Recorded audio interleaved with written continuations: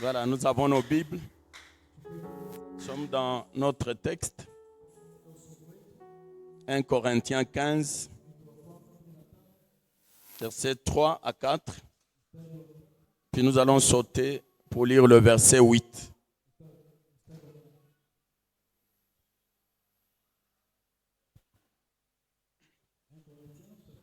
« 15, 3 à 4 et puis le verset 8. Parole du Seigneur, nous acclamons très fort, encore très fort, encore très fort, parce que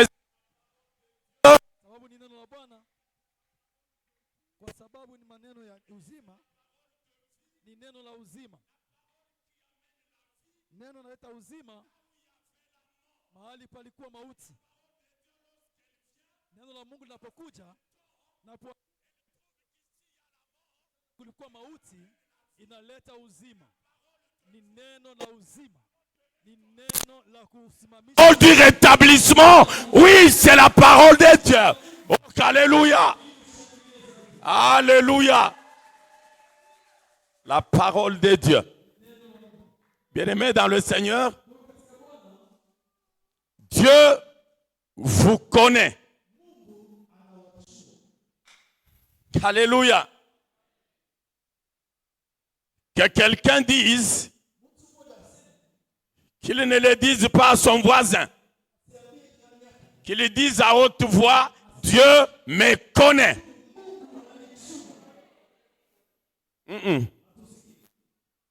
Dis à haute voix et avec assurance, avec conviction, que Dieu me connaît.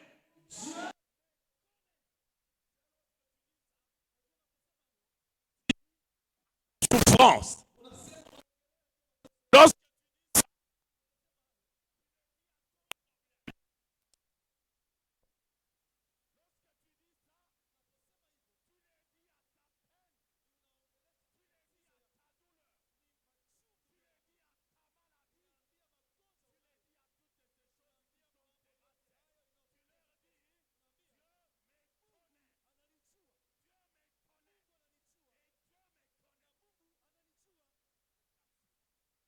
Hakikisho wote.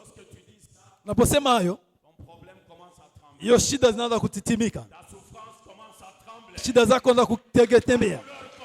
Machungu yanaanza kutengemeka. Yanaanza tetemeka. Kwa sababu inasikia unasema Mungu anakujua. Mungu anakujua. Neno ambao De réconfort. Neno la kutia nguvu. Une parole d'espérance. Neno la kurudishia matumaini. Une parole de foi. Neno la imani. C'est lorsque il nous a parlé de Simeon. Alipotuzungumzia kuhusu Simeoni. Luc 2, 25, vous descendez. Luka 2:25 mnashuka. Il dit, anasema Simeoni était en train d'attendre la consolation d'Israël. Alikuwa anangojea mfariji wa maisha yake. Hier il t'a dit, de cette même manière, toi aussi, il sait que tu es en train d'attendre ta consolation. Tu attends ta consolation. Tu attends ta consolation et tu attends être consolé. Parce que tu attends ta consolation. Il t'a dit ceci. Tu ne mourras pas avant que tu n'aies vu ta consolation. Tu ne mourras pas avant que tu n'aies vu ta consolation. Tu ne mourras pas avant que tu n'aies vu ta consolation. Et ta consolation est en train de venir.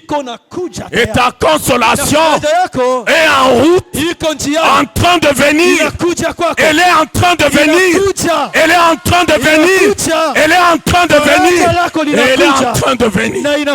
Elle est en train de venir. Ta consolation. Tu as longtemps pleuré.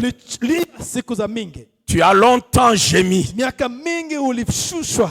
Tu t'es longtemps posé des questions. Celle de savoir si Dieu te connaît. Tu es allé loin jusqu'à dire si Dieu me connaissait, comme Gédéon, si Dieu nous connaissait, pourquoi est-ce que toutes ces choses nous arriveraient?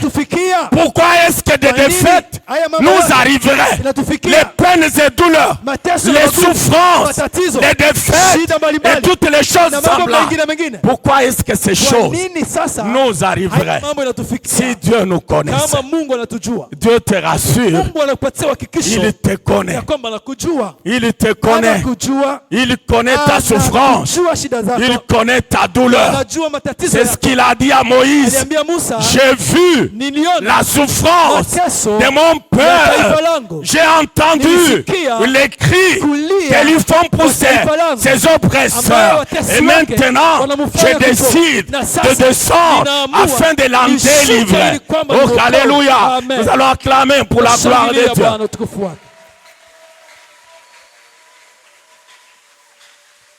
Alléluia. Psaume 118. Zaburi 118. Le verset 17. Le psalmiste dit quoi?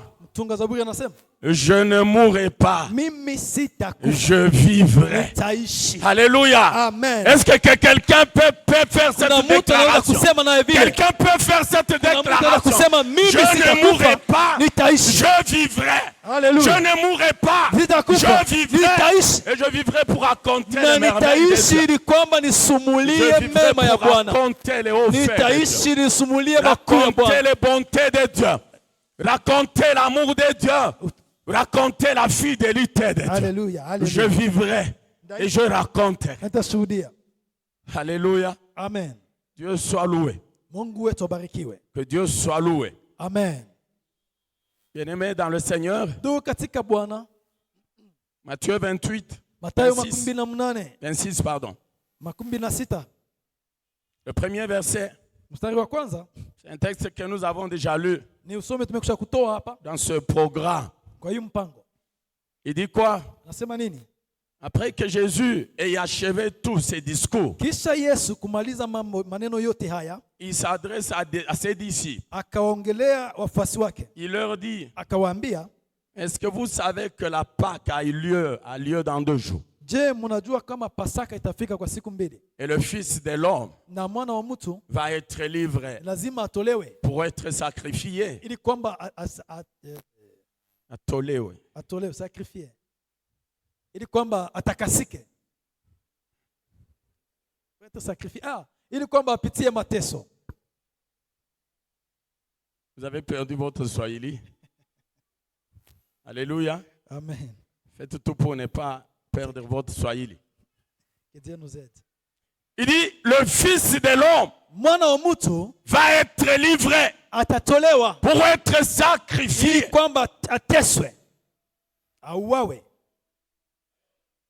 Dans 2 jours, si je peux faire un calcul simple. Parce que c'est au jour comme aujourd'hui que Jésus va être arrêté. Si c'est dans 2 jours qu'il leur parlait, ça veut dire avant-hier. Est-ce que vous savez que dans 2 jours, la Pâque a lieu? Alléluia. Amen. C'est comme aujourd'hui que Jésus va célébrer la Pâque avec ses disciples.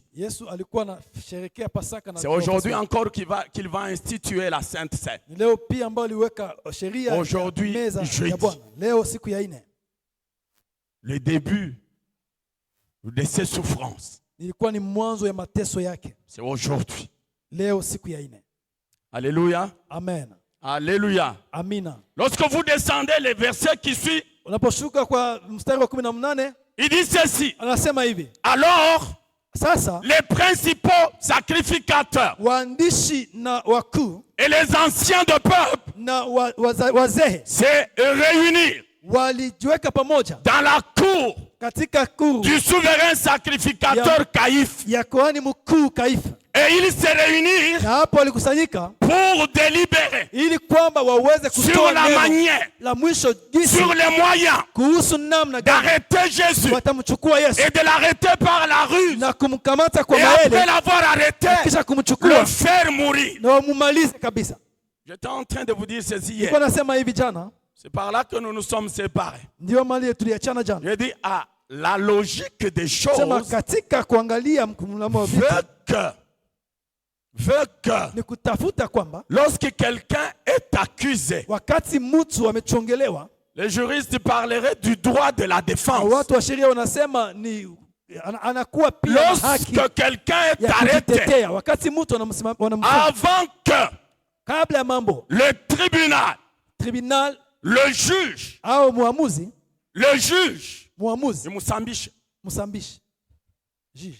que le tribunal le juge cette personne, avant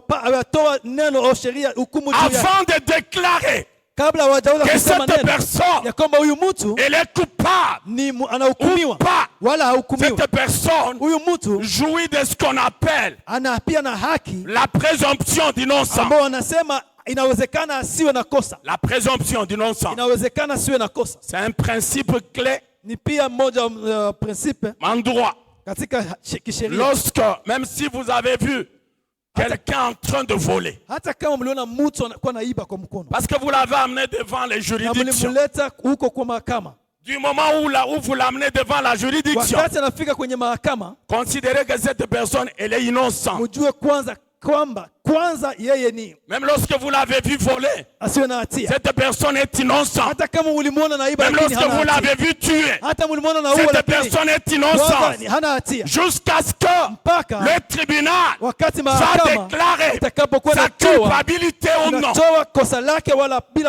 Ce n'était pas le cas pour Jésus. Les principaux sacrificateurs, ils délibéraient. Ils disent, nous allons l'arrêter. Et puis nous allons le faire mourir sans attendre le procès. Je dis ceci hier, de la même manière que la mort de Jésus a été arrêtée avant qu'il ne comparaisse. De cette même manière, ta vie à toi, elle est aussi arrêtée sans toute forme de procès.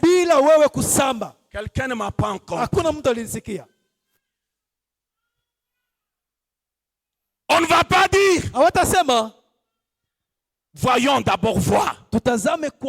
Est-ce qu'il mérite la vie? Voyons d'abord voir. Est-ce que son nom n'est pas repris sur la liste des gens qui ne doivent pas se marier? Voyons d'abord voir. Est-ce que son nom n'est pas sur la liste des chômeurs? Voyons d'abord voir. Est-ce que son nom n'a pas été sacrifié par l'arrière-grand-parent? Voyons d'abord voir. Voyons voir. Voyons voir. Voyons voir. Voyons voir. Pour Jésus, ce voyons voir n'a pas été. Parce que ce voyons voir n'a pas été pour Jésus. Il ne laissera pas aussi pour toi.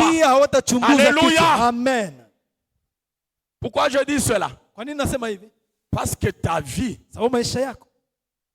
tu la tires de la mort de Jésus.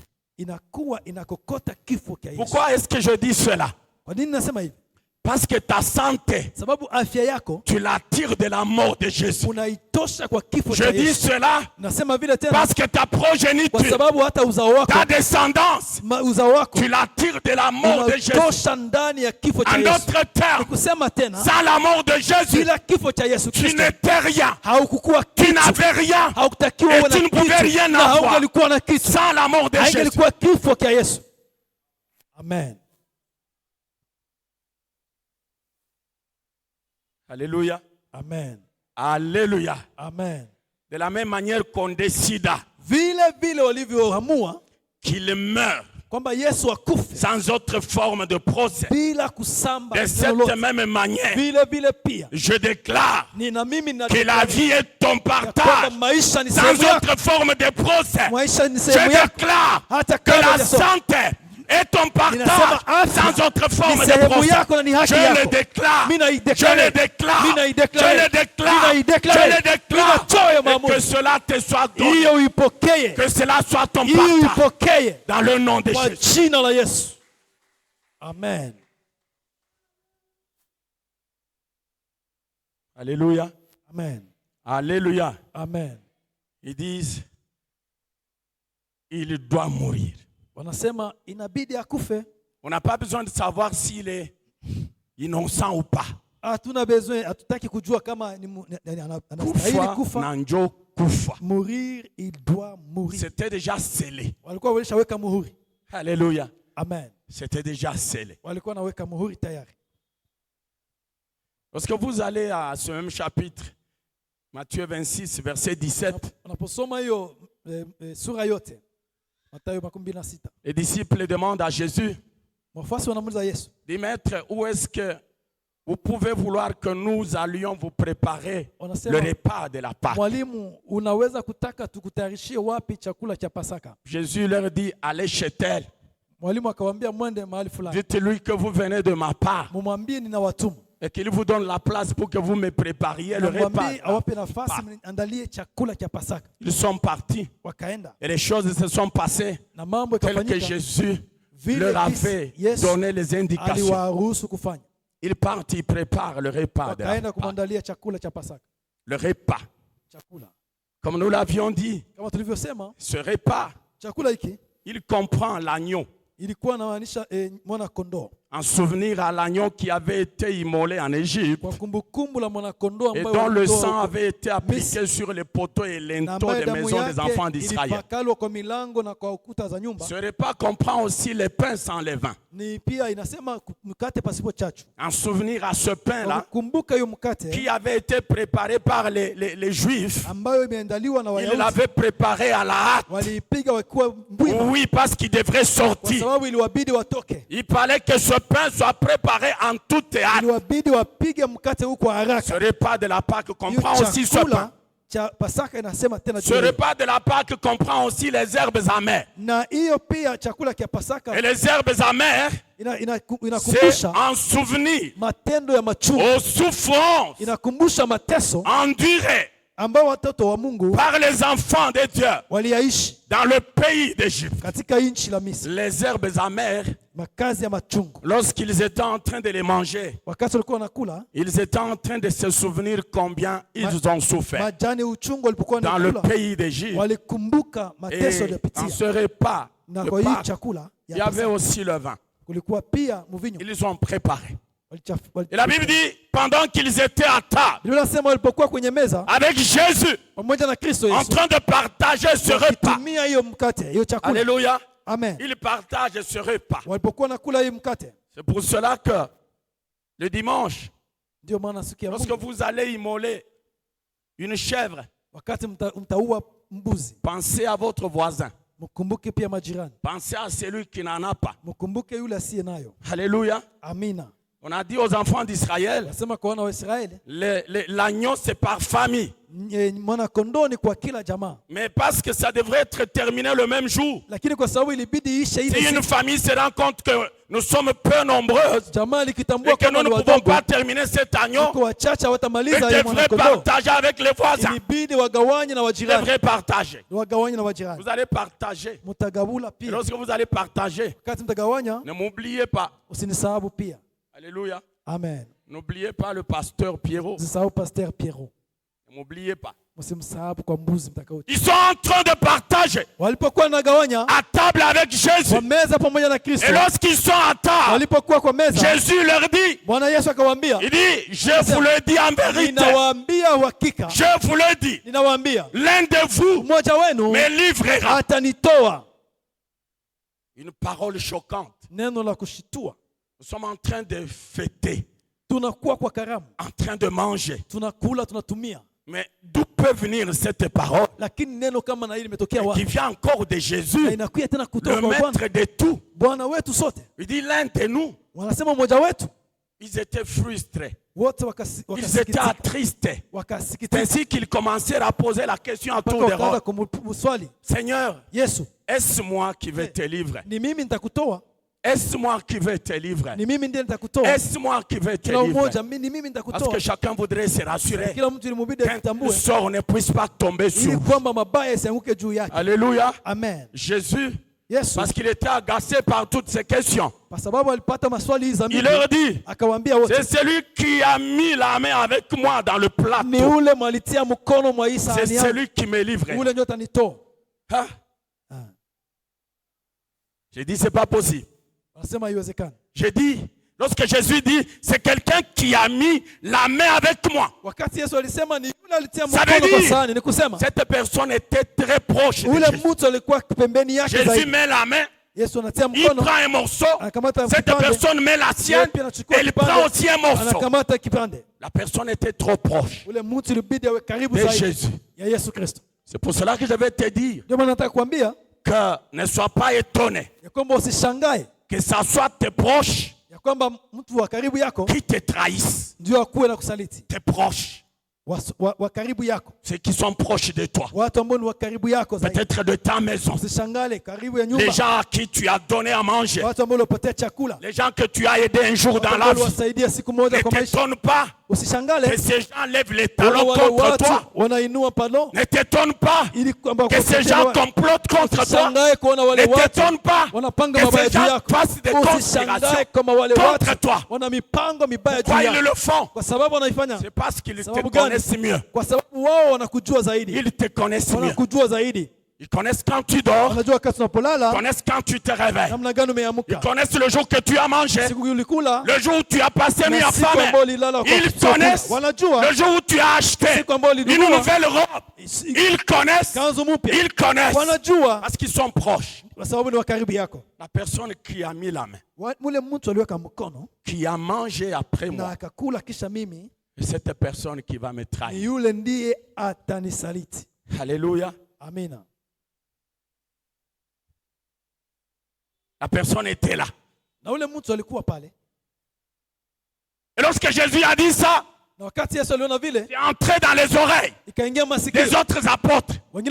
Ah, c'est elle. Regarde, moi je suis au 3e niveau. Moi je suis au 10e niveau. C'est lui qui est juste après Jésus. Et c'est lui qui peut, lorsque Jésus enlève la main, qui met, c'est elle. Ah, c'est elle donc. C'est elle. Quel lourd fardeau. Quelle lourde responsabilité. Jésus dit quelque part, le Fils de l'homme va aussi s'en aller. Selon les Écritures. C'est donc que cela a été écrit. Mais malheur à cette personne-là par qui le Fils de l'homme va être livré. Il dit quoi? Mieux vaudrait pour cette personne de n'avoir pas été né, de n'avoir pas vu le jour. Mieux vaudrait pour cette personne que de naître et depuis de porter une grande responsabilité. La personne était là. Un kippa. Là, je me dis qu'il a fait semblant. Lorsqu'on a dit la personne qui a mis la main, il a regardé à côté. A monté les yeux. Après, il s'est tourné de ses côtés. S'est levé, il a levé les yeux. Pourquoi? Parce que à cause de son comportement. Alléluia. Amen. La traîtrise. Que cela ne soit pas compté dans ta vie. Que cela ne soit pas compté. Vous savez son sort. Après il s'est dit quoi? Il s'est repenti. J'ai livré un innocent. Il est allé remettre les 30 pièces d'argent auprès des principaux sacrificateurs. Il a jeté. Prenez vos pièces d'argent. J'ai livré un innocent. Le sacrificateur lui dit, cela te regarde. Cela te regarde. Tu nous as servi. C'est comme ça avec l'ennemi. Lorsque tu le sers, il va se retirer. Il ne peut même pas prendre fait ou cause pour toi. Il va dire, tu nous as servi, c'est tout. Bien, ça te regarde. La traîtrise. Usaliti. La traîtrise. Usaliti.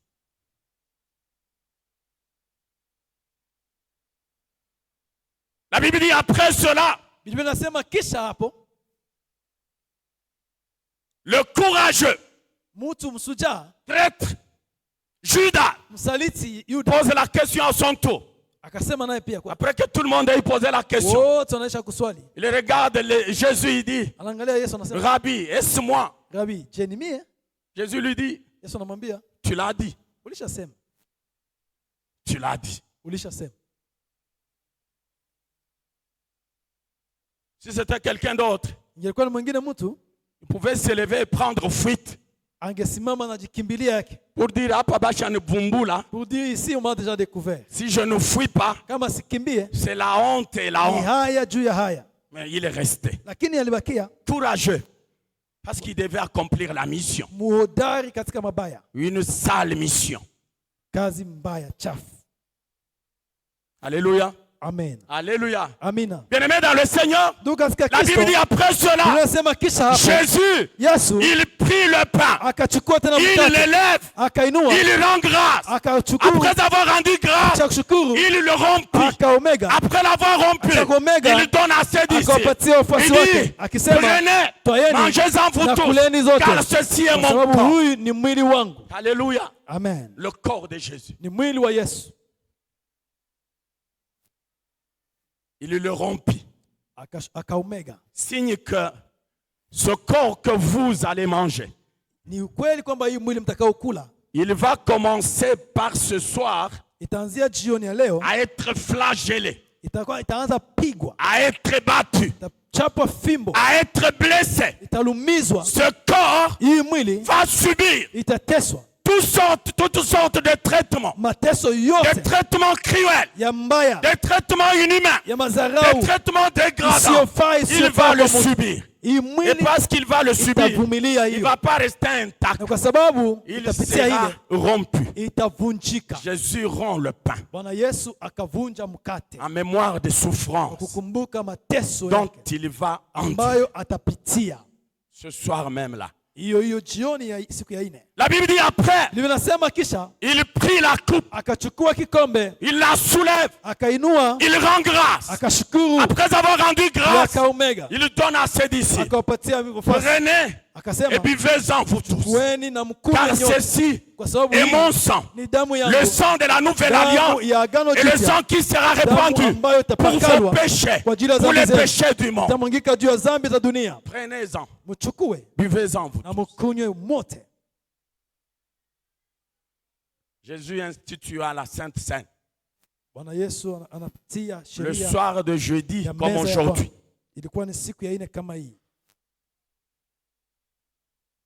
La Sainte Seine.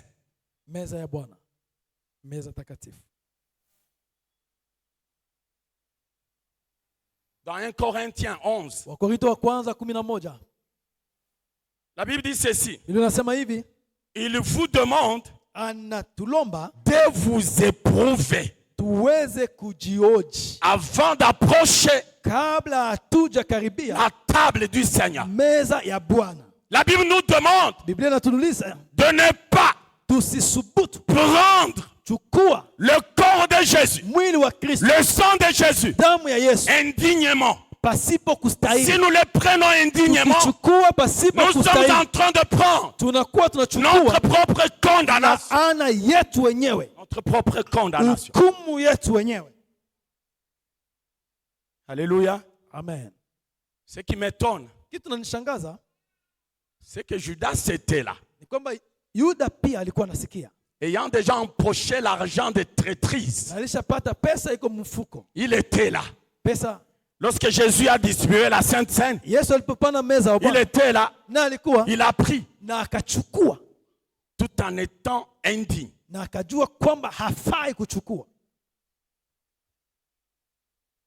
C'est pour cela qu'il a pris sa propre condamnation.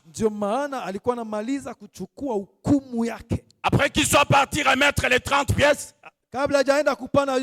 il est allé se pendre. Il est allé se pendre. Il a pris sa propre condamnation. alikuwa ameshachukua hukumu yake. Parce que nous parlons de la Sainte Seine. Kwa sababu tunazungumzia meza ya Bwana. Parce que nous allons approcher la Sainte Seine le dimanche. Tutapokea meza ya Bwana siku ya Jumapili. La table du Seigneur le dimanche. Meza ya Bwana siku ya Jumapili. Écoute ce que Dieu nous a dit. Sikia neno Bwana ametuambia. C'était le dimanche passé. Ni siku ya Jumapili ilipita. Dans les petites heures matinales. Kwa hiyo saa za asubuhi.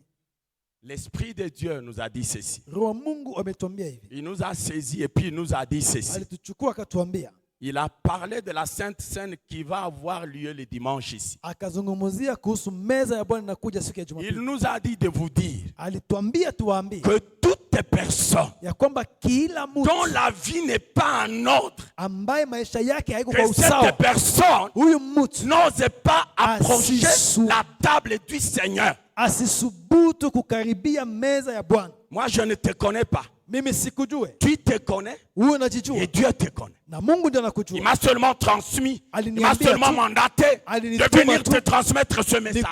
Toutes les personnes dont la vie n'est pas en ordre, qu'elle n'ose pas maisha sio sawa, approcher la table du Seigneur. Kukaribia meza ya Bwana ya siku ya Jumapili. Toutes les personnes. Kila mtu yeyote. Il a insisté de manière particulière. Alikazia kwa namna ya kipekee. Il a dit alisema que dans cette église, ya kwamba ndani ya kanisa hii il y a les gens kuna watu qui sont dans l'homosexualité. Ambao wiko ndani ya il y a les gens qui sont dans le lesbianisme. L'Esprit de Dieu a insisté. Si seulement tu vas te dire, bon, si je ne veux pas, ils vont me dire, ce message donc c'est lui. Tu vas approcher. La colère de Dieu va s'abattre sur toi. Séance tenante. En pleine cérémonie. En plein culte.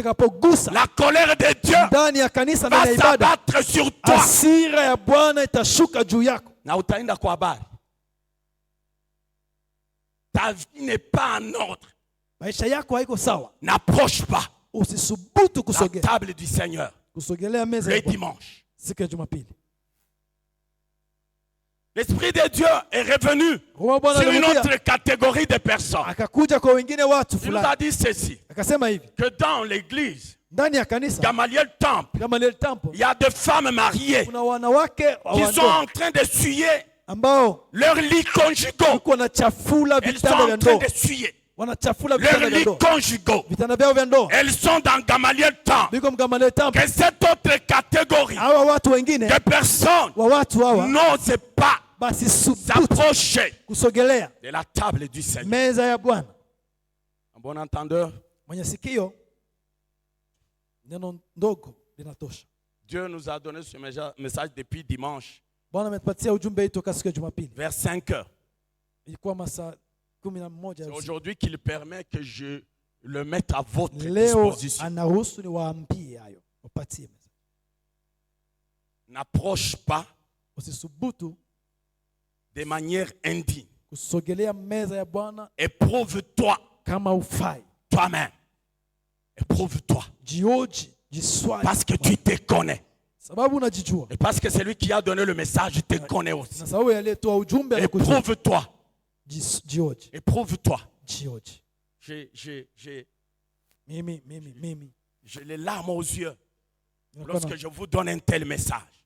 Ça veut dire que je retrouve des gens déjà devant Batu Zoyamou. Je trouve les gens qui se sont habitués à Dieu. Ça veut dire que ces gens, chaque fois que nous avons Sainte Seine, ils participent, ils partagent. Dieu dit, c'est trop. Jusqu'à ce niveau. Ne peut pas vous habituer à lui jusqu'à ce niveau. Repentez-vous. Repentez-vous. Repentez-vous. Repentez-vous. Repentez-vous. Et repentez-vous. Repentez-vous.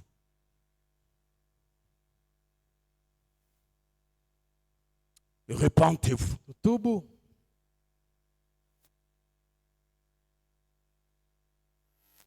Repentez-vous.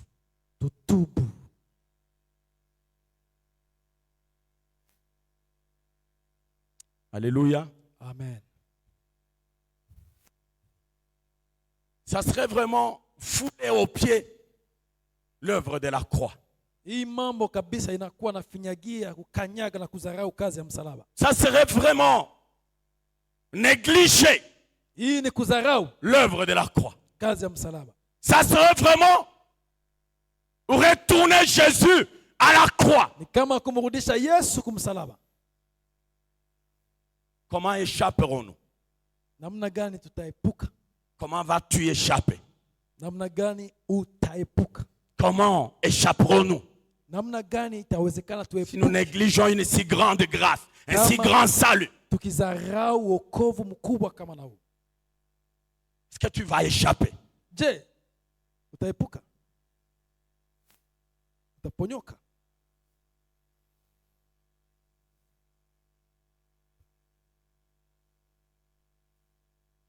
Alléluia. Amen. Alléluia. Amen. Après qu'ils aient partagé le repas, Jésus prend ses disciples. Ils se rendent au mont des Oliviers. Et lorsqu'ils arrivent là-bas, il leur fait une autre déclaration. Il leur dit ceci: je vais être un scandale ce soir pour vous. Je vais être un scandale. Il dit, lorsqu'on arrête le berger, qu'est-ce qui va se passer? Les brebis vont se disperser. Pierre, comme toujours, il dit, Seigneur, si il vous arrivait d'être un scandale pour les autres, vous ne le serez pas pour moi. Vous ne le serez pas pour moi. Même s'il faut mourir avec toi, moi je suis prêt pour aller mourir avec toi. Jésus le regarde et dit, si tu savais qu'avant que le coq ne chante, tu m'auras renié 3 fois, tu ne dirais pas ce que tu dis là. Pierre était chaud. Il était aussi courageux. C'est pour cela que lorsqu'on a arrêté Jésus, tous les autres l'ont pris fuite. Mais lui, à petits pas, il s'est mis devant la foule, jusque dans la cour de Caïphe. Il était derrière. Il était là. Il était aussi courageux. Il était courageux. Alléluia. Amen. Ils sont partis. Nous avons un peu anticipé. C'est à Gethsémane. Après le mont des Oliviers, ils partent à Gethsémane. Gethsémane, c'était un jardin où Jésus avait l'habitude d'effectuer ses retraites. Mais pour ce soir, Gethsémane allait être pour Jésus, ou va être pour Jésus, un lieu d'agonie, un lieu de souffrance, un lieu d'arrestation. Gethsémane, un lieu de souffrance. Ce soir, pour Jésus, ce n'est pas cet endroit où Jésus pouvait se retirer. Il prend son temps dans la prière. Non, non. Cette fois-là, il n'aura même pas le temps de prier. Il n'aura même pas le temps de prier. C'est pour cela qu'à un certain moment, il dit à ses disciples, je sens que la tristesse, les angoisses sont en train d'envahir mon cœur. Il dit à ses disciples, vous pouvez rester ici prier. Moi aussi je me retire pour aller prier. Il est parti. Tellement les souffrances s'annonçaient à trop. Les souffrances s'annonçaient coriaces. Jésus pouvait aller. Il a quelques secondes. Mais le cœur, il saigne. Le cœur a des souffrances, la tristesse. Il rentre encore là où il a laissé les disciples. Il le retrouve endormi.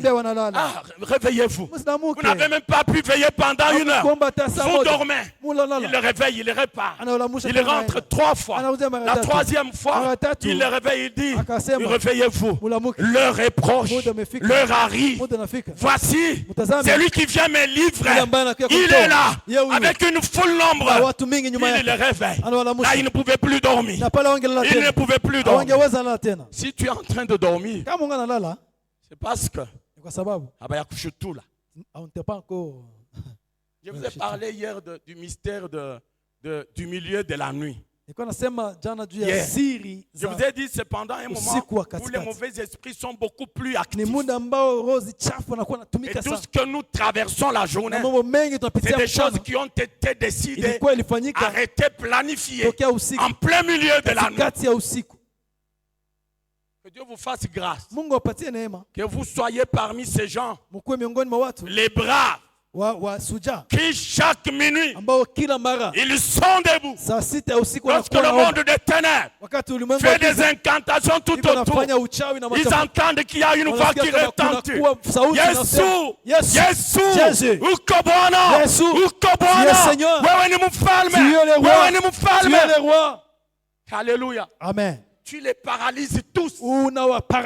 Tu paralyses toute leur planification. Amen. Ne t'étonne pas que tu te lèves le matin. Tu te lèves, je vais au service. Tu prends la moto. Tu ne fais pas 10 mètres. Tu tombes, tu fais un accident. Ce n'est pas quelque chose qui t'arrive maintenant là. Non, c'est quelque chose qui a été planifié pendant la nuit. Lorsque toi tu étais en train de ronfler le monde des ténèbres, tu lui as laissé le temps de pouvoir le planifier et le mettre aussi en exécution. Soyez parmi les bras. Soyez parmi les bras. Alléluia. Amen. Que Dieu vous fortifie. Ce n'est pas facile. Par l'Esprit de Dieu que nous pouvons tout par l'Esprit de Dieu qui nous fortifie. Que l'Esprit de Dieu te fortifie. Que l'Esprit de Dieu te fortifie. Que l'Esprit de Dieu te fortifie. Et que l'Esprit de Dieu te fortifie.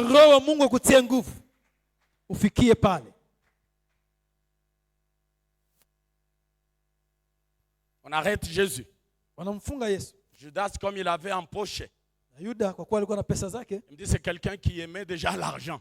Parce que c'était lui le trésorier de Jésus. Il a eu le goût de l'argent.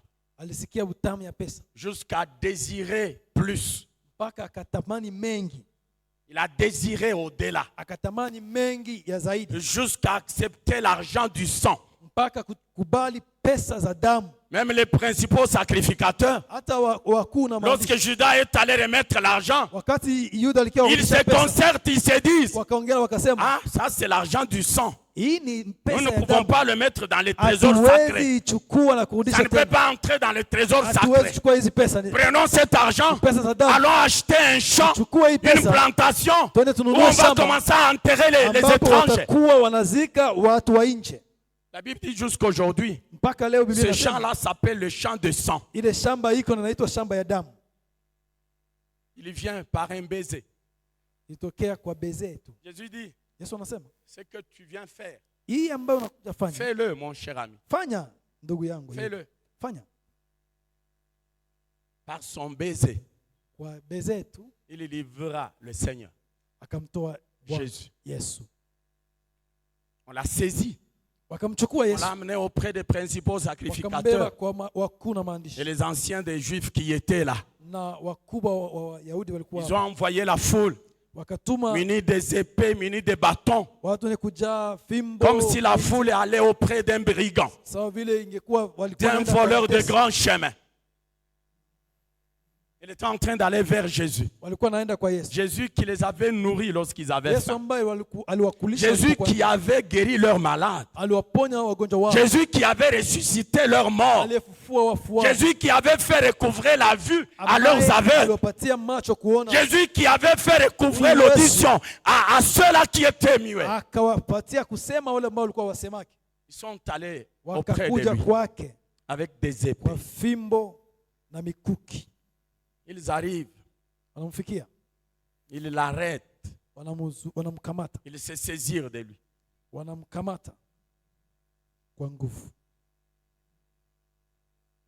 C'est comme ce mouton-là, comme Esaïe le dit.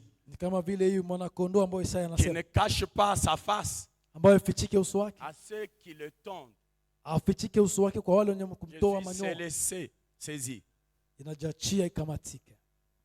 S'est laissé saisir. Yesu akajiacha kukamatika. Une fois saisi, on Alipokamatwa, le ramène dans la cour du souverain sacrificateur Caïphe. Kwenye cour ya hiyo kuhani mkuu. On l'amène là-bas. Caïphe. Et la Bible dit, les principaux sacrificateurs et les anciens, ils étaient en train de chercher des faux témoignages. Des faux témoignages. Afin de leur permettre de condamner Jésus. J'ai dit la normale des choses. Un témoin, ce n'est pas un plaignant. Ça veut dire, on ne peut pas condamner quelqu'un sur base de la déposition d'un témoin. On cherche les témoins. On n'en trouve pas comme on voulait. Il y a seulement deux qui se manifestent. Un qui dit, demande, bon, qu'est-ce que vous reprochez à cet homme? Il dit, bon, je fais ma déposition, comme on dit là, sur l'honneur. Je ne dirais que la vérité, rien que la vérité. Cet homme, il disait qu'il va détruire le temple et le rebâtir pendant 3 jours. Voilà le témoignage.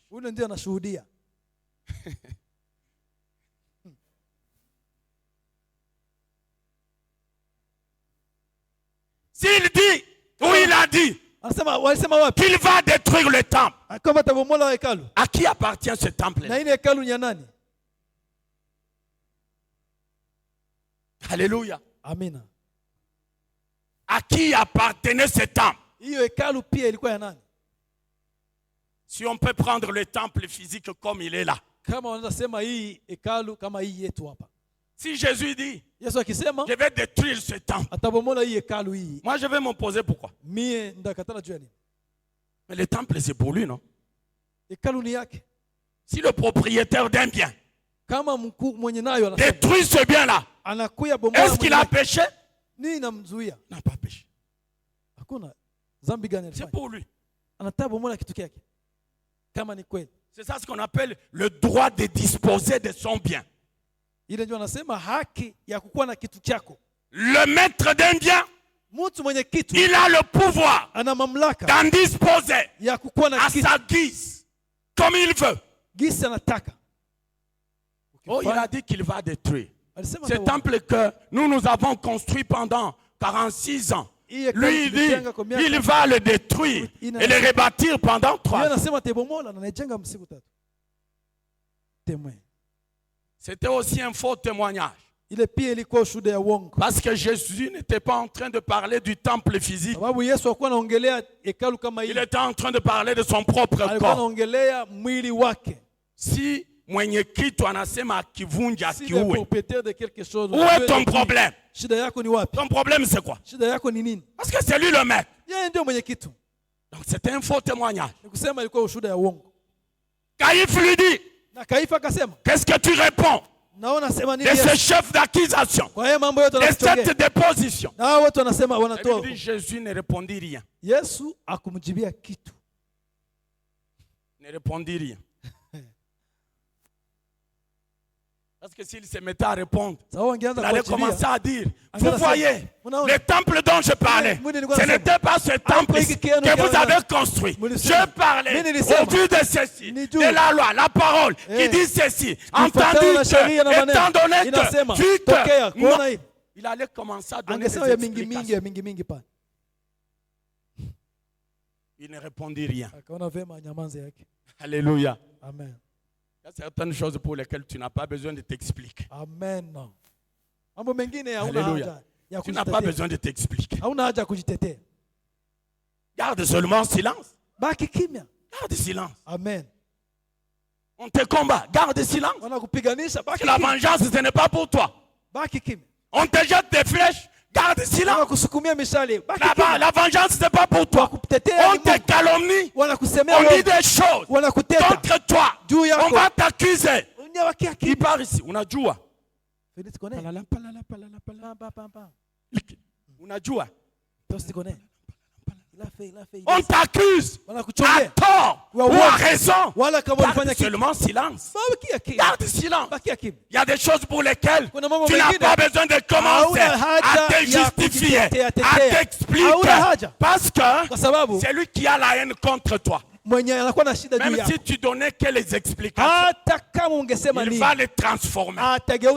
Pourquoi? Parce qu'il a un objectif. Pourquoi? Parce qu'il veut que toi tu tombes. Quelles que soient tes explications, il ne va pas les écouter. Garde silence. Garde silence. Amen. Garde silence. Amen. Jésus garda silence. Yes. Akabaki kimya.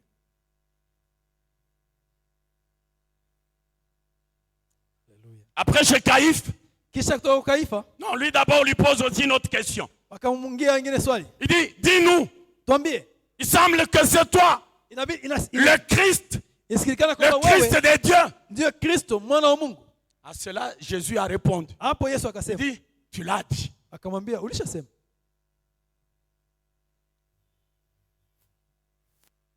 Jésus n'a pas commencé à donner les explications. C'est que tu as dit là.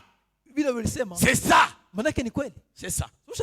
Je suis le Christ. Le oint de Dieu. Et quand il a entendu cela, la Bible dit il a déchiré ses vêtements. Ah. Il déchira ses vêtements. Il dit aux principaux sacrificateurs, est-ce que vous avez encore besoin de témoignages? Mais ça c'est probant, non? Ça suffit. Ça englobe tout. C'est le culminant des témoignages.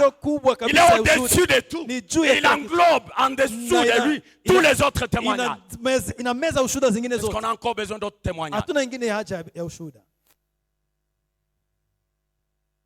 Alléluia. Amina. Je vais aller vite parce qu'il est moins l'écart presque. Je vous respecte, je respecte la convention avec Dieu. On doit vous libérer à 18h juste. Il déchire ses vêtements. Après cette étape, il part chez Pilate, le gouverneur romain, avec Jésus, avec les mêmes dossiers. La Bible dit, comme c'est la coutume chez les Juifs, à chaque fête, on doit libérer un prisonnier. Pilate devrait faire la même chose parce que c'était la coutume. Pilate s'adresse au peuple. Il y avait, la Bible dit, il y avait un autre brigand, un prisonnier Barabbas. Pilate demande, qui voulez-vous que je vous relâche? Le peuple, à l'unanimité, libérez-nous Barabbas. Qu'est-ce que je vais faire de Jésus? Crucifie-le. Crucifie-le. Pour avoir commis quel mal? Crucifie-le. Crucifie-le. Il a fait quoi? Crucifie-le. Alléluia. Amen. Quel refrain. La Bible dit Pilate à un certain moment, sa femme lui dit ne te mêle pas dans cette affaire. Cet homme il est le saint, le juste de Dieu. J'ai beaucoup souffert dans le sang à cause de lui. Ne te mêle pas. Pilate, à un certain moment quand le peuple était unanime, il dit je me lave les mains. Prenez-le. Allez faire de lui ce que vous voulez. Alléluia. Amen. Alléluia. Amen. Ils disent quoi? Oui. D'ailleurs, que son sang retombe sur nous. Que son sang retombe sur nos enfants. Quelle déclaration. Parents, vous êtes là. Faites attention à tout ce que vous faites comme déclaration. Que le sang de Jésus retombe sur vos enfants. Quelle déclaration. Mais j'ai dit bien-aimé dans le Seigneur. Il fallait que cela arrive. Il fallait que cela arrive. Je me dis, est-ce que Barabbas, pécheur de son état, est-ce que sa mort pouvait-elle te libérer? La réponse est non. La mort d'un homme ne pouvait pas libérer un autre homme. La mort d'un pécheur ne pouvait pas libérer un autre pécheur. Oh, alléluia. On va acclamer pour la gloire de Dieu.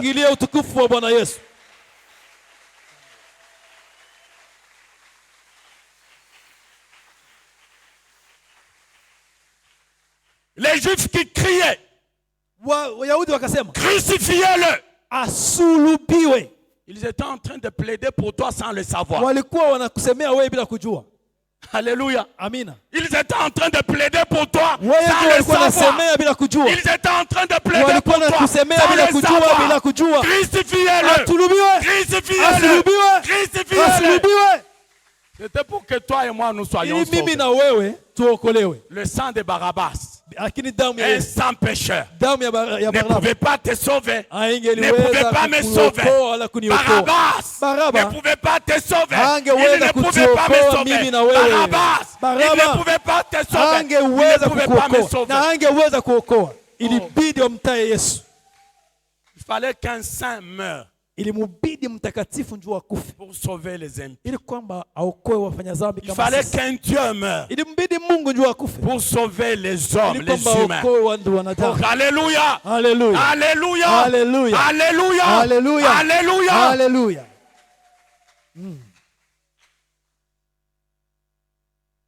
Le temps presse. À partir de demain, nous allons parler de la crucifixion de Jésus. Et tout ce qui s'est passé après sa crucifixion. Le voile du temple qui se déchira. Les ténèbres qui couvrirent toute la terre. Nous allons en parler. Nous allons parler de ce qu'il a dit, comme quoi tout est accompli. Nous allons en parler. Que Dieu vous bénisse. Mungu atubariki.